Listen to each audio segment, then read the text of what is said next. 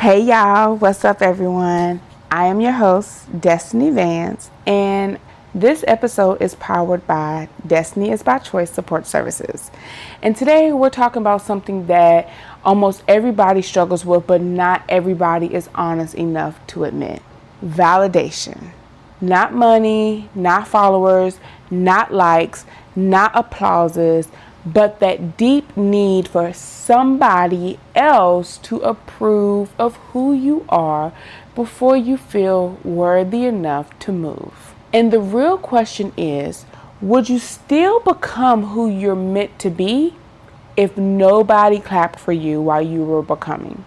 I want you to think about that for a second. Because a lot of us say they want healing. And a lot of people say they want purpose. A lot of people say they want growth. But secretly, they want an audience more than they want transformation.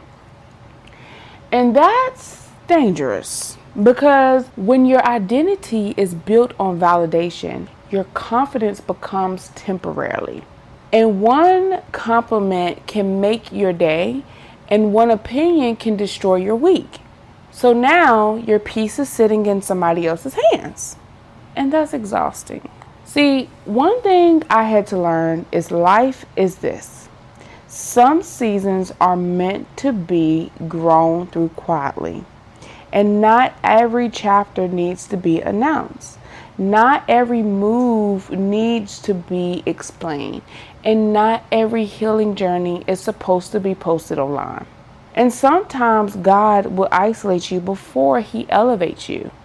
And it's only because if you need constant validation to keep going, you'll quit the second people stop cheering. And let's be real, people celebrate results. They rarely celebrate the process. They'll applaud the glow up but ignore the breakdown that created it. And they'll compliment the confidence but never ask about the trauma you had to survive to find it. People love the healed version of you, but disappear when you're still healing. And that's why you can't tie your purpose to public approval. Because if you do, you'll start shrinking yourself to fit what makes other people comfortable. And that's where people lose themselves. Trying to be digestible, trying to be accepted, trying not to offend others, and trying not to outgrow people. Meanwhile, your soul is begging you to become more. And honestly, this topic became real for me recently because I just graduated with my associate's degree in human services.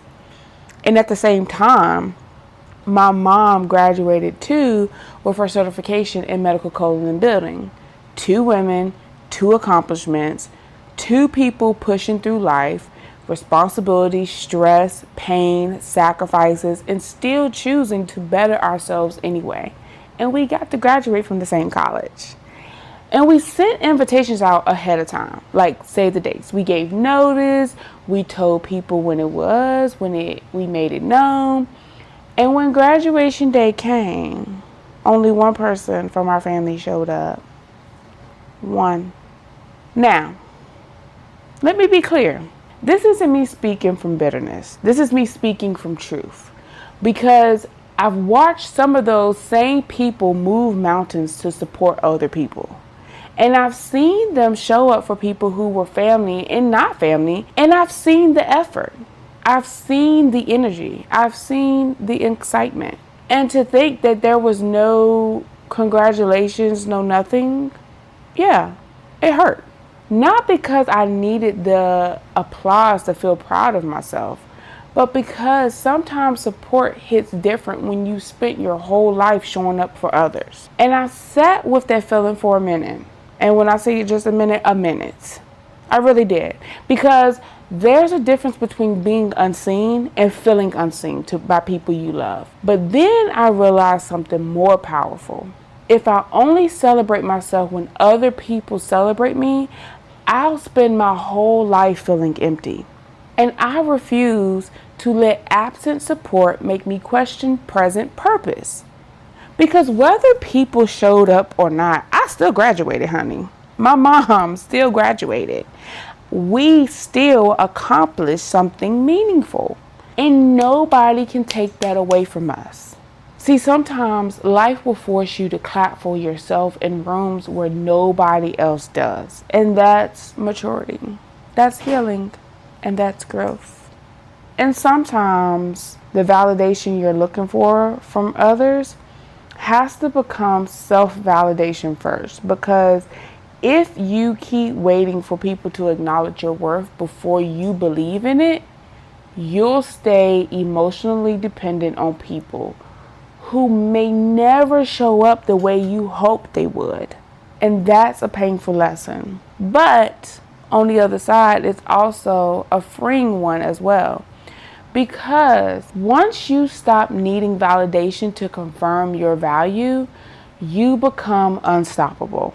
I think one of the hardest truths in life is realizing that some people only support the version of you they can control. And the moment you evolve, the moment you set boundaries, the moment you stop settling, the moment you stop explaining yourself, now suddenly you change. Yeah, you did. Because healing changes people. Growth changes people. Pain changes people. Survival changes people. And honestly, you should change after everything life puts you through. I think we romanticize validation so much that we forget something important. And that's the people clapping for you today may not even be there tomorrow. So if their approval built you, their rejection will destroy you. And that's why self-worth has to come from within. Not from relationships, not from social media, not from numbers, not from popularity, because external validation is inconsistent. One day they love you, and one day they misunderstand you. What Mike Jones say? Back then you didn't want it, now I'm hot, they all on it. One day they support you, and one day they criticize you. And if you keep chasing approval from the world, you'll spend your whole life shape-shifting for people who are still trying to figure themselves out. And that's a losing battle. And you know what's crazy? Some of the most powerful people in this world started with nobody believing in them. Nobody validating them, nobody reposted them, nobody investing in them, just a vision, just faith, just consistency. And sometimes that's all you get in the beginning, a vision nobody else understands. And that part is lonely. And I think people need to hear this. Just because nobody sees your growth yet doesn't mean it isn't happening. Healing is happening in private. Discipline is built in private. Character is built in private. Strength is built in private. A seed looks buried before it looks planted. And some of y'all are in seasons where you think your life is falling apart, but really your roots are growing. And that's because you're becoming. Quietly, painfully, but intentionally. I had to learn that validation can become addictive.